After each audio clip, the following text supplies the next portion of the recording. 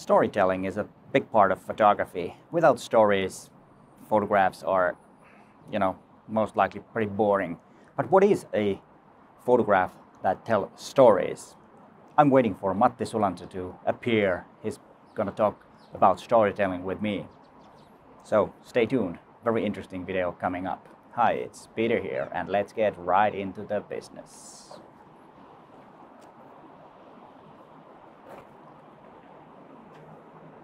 And while I'm waiting for Matti, just a reminder that storytelling is the assignment for, or the theme for 52 assignments in July.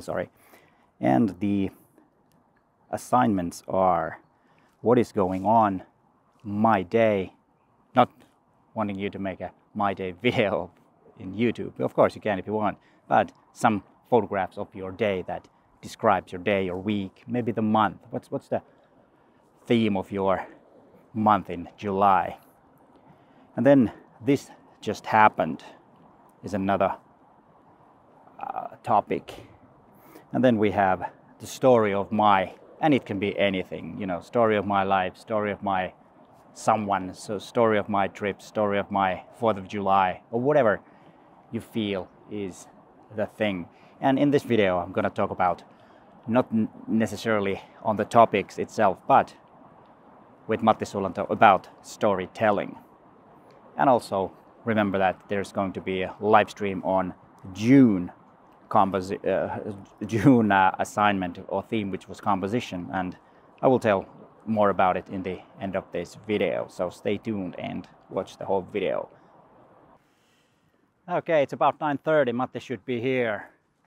And yeah, there he is. That small thing in the screen, that's him. Hi Peter, hi guys, hi Peter's audience. How you doing? I'm doing good and the weather is fine. Yeah, I was just gonna ask, you still enjoying the weather? Yes, I'm enjoying. Now it's been really great for the past couple of weeks and I really do enjoy this. And the long days are fantastic. Yeah, that's true. It doesn't get dark at all. I wanted to come to by the sea, you know why? Because it's a bit cooler here. Because there's a nice little breeze, so it looks better. But I already talked to you, and you probably saw the title of the video that we're talking about storytelling. How do you see this? How important is storytelling to you in a photograph? Start with the easy question first. Easy and short answer. Okay, storytelling with many pictures, like a photo story, whatever. It's close to my heart, and in my heart, I'm a documentarist and a photojournalist or something in my heart. And back in the day when I was still doing paid assignments for magazines and editorials, I used to do a lot of travel stories and stuff like that. And I kind of missed that. Those were the best assignments ever. Of course the travel part was nice, but also I enjoyed it when I had a chance to put together a story with many pictures, because with more than one picture you can tell so much more, and it's a challenge every time, and it also requires a lot from you, and it's good. I like it. Yeah, I can imagine that, because when you're telling stories, you have, as a photographer, you have the power of doing the things that you like to do. Of course, when it's a client, there is some kind of a boundaries what you can do, but still, it's probably a good thing for the freedom of when you're making stories, and you can decide what the story is. Yes, exactly. I really like it, and I kind of miss that, and today I do that all too little because I'm doing a lot of videos, and it seems that there's no time to concentrate on making a good story, and most of the time you can't just do it in 2 hours. You can, of course, build some sort of a story in 2 hours, but I enjoy a little bit like a longer projects that,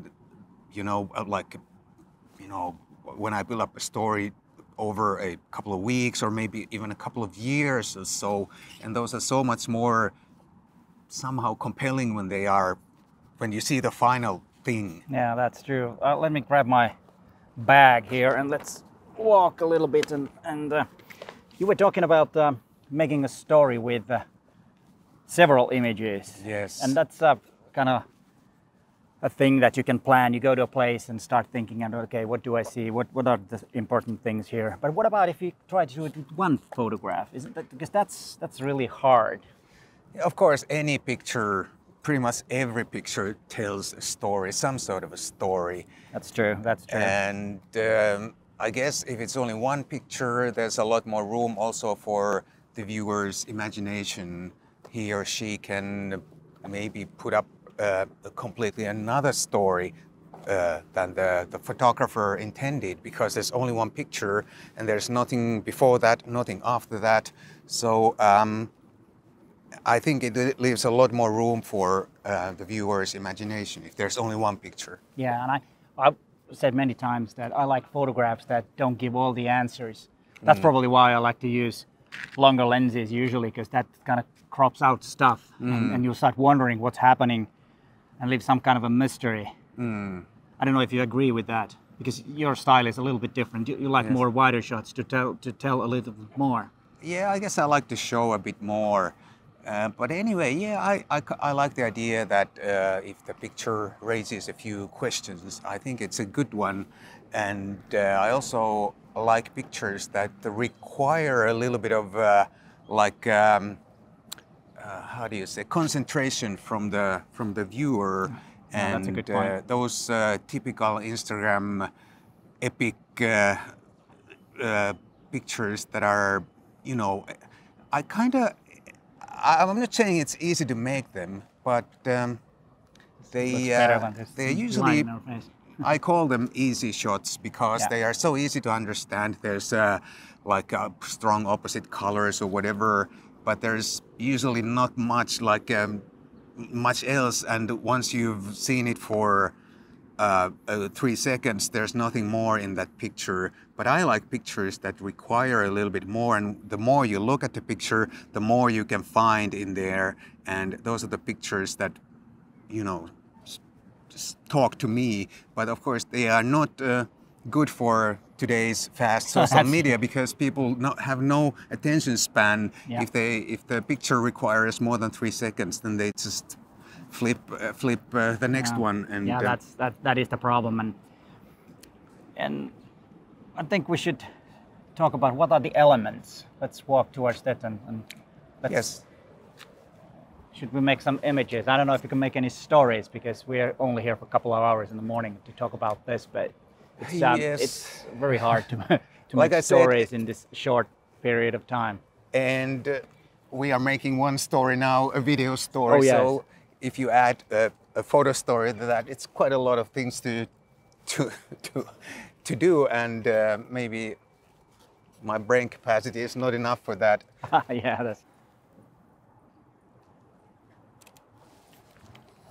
I'm zooming today. I felt like a zoom day coming up, so I took my 12 to 60 millimeter zoom lens, and I'm really happy. That's not usual. You usually like prime lenses. Yes, but today I'm a big fan of primes too. Today I'm zooming away.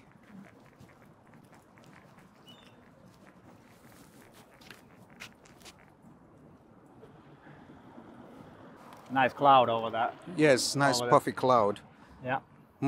This is my GX9, but it has a problem. The stabilizer is somehow faulty. Oh. And if I have the stabilizer on, every picture comes out like shaky or blurry. There's something wrong. But other than that, it works. And yeah, what I like about that is the viewfinders on the side. Yes, it's a nice camera. Does it tilt upwards? Yes. Yeah, that's good. That's so cool. I don't like this. I've been thinking about gluing it so it won't tilt. But I like that. And on a bright light day, daylight like this, the stabilizer doesn't matter anyway. Yeah, it doesn't. No. Yeah, this has always fascinated me the way, but it's really hard to photograph anything.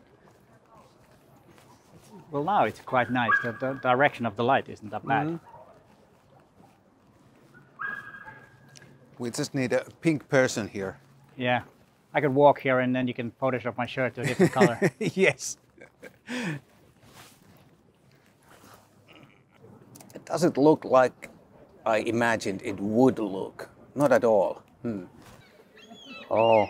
Yeah, you got the yellow person in the behind. Yes, and he's drinking out of the bottle. That's gonna be a good Instagram picture. I need to take a look at this from the other.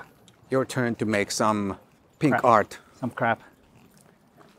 Let's see with this. Can't see a thing from the... What camera is that? That's 0.5. 5. I need someone to walk there, but no, there isn't anyone. Is someone I can walk for you. No, We can make a proper document. That's not the way I like to do the stuff. Let's go. I want to take a picture of those chairs. I'm taking. Now this guy is going to walk there. Is he? Let's see.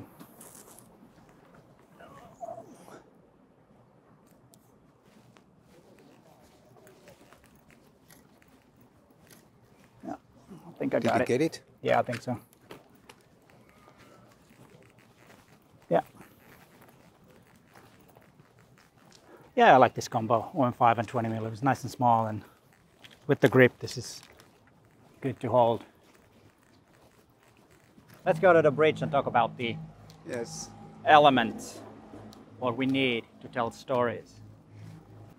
When you're thinking about making a story, what are the things inside a photograph that is needed, or is there anything? Or the things that I'm looking for, if I'm taking one single picture, I'm looking for some sort of contradictory elements or juxtaposition or something a little bit weird in the picture that would maybe, you know, raise a few questions and also catch the attention of the viewer. Yeah. Because there has to be something that first catches the attention. But I like that there are more elements. The more you look at, the more you can find, and something that is not so like evident when you first see the picture. Yeah, so you kind of like have some hidden things that you first you see the thing that you're actually photographing, but the real thing you're photographing is not necessarily the thing that you're photographing. It's something that has to be found. Yes, and the funny thing is that sometimes, and I think the more you shoot, the more these things happen. Sometimes you don't even see it yourself at the moment you hit the shutter, but later when you view the picture on a big screen, you see that, oh, there's a really interesting element right there in the background or foreground or wherever, but you didn't necessarily see it when you took the picture, but that kind of brings it all together in the final picture. Yeah, good point. What I think is one big part of the photograph is that you try to make an image that resonates with the viewer. There's some emotions when someone sees the image, they feel something. That's another thing. It doesn't have to be something, a real thing, but it could be the light, could be the situation that reminds them of something.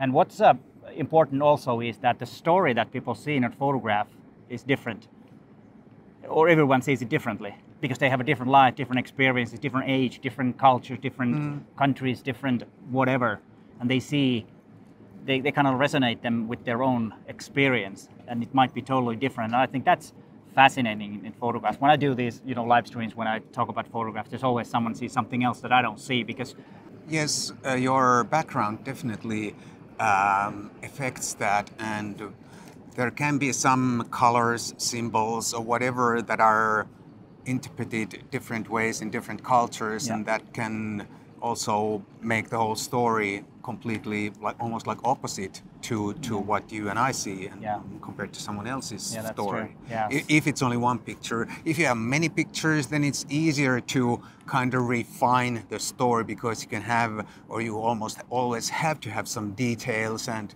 establishing shots and transitional shots and whatever, and then it's easier for the photographer to refine the story and make it his or her story more, and leave less room for other interpretations. Yeah, maybe we could walk a little bit. My hand is getting.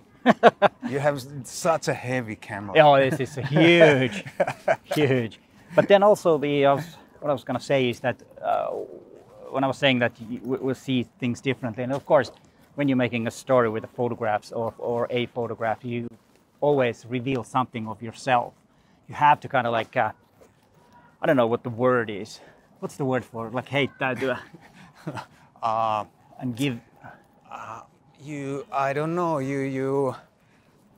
I don't know the exact English word, but you kind of throw yourself into it or surrender to the situation or something like that. You reveal something about yourself. Yeah. And that's from your experience. And of course, that is also something that you might make yourself kind of like vulnerable when you reveal something. And that's always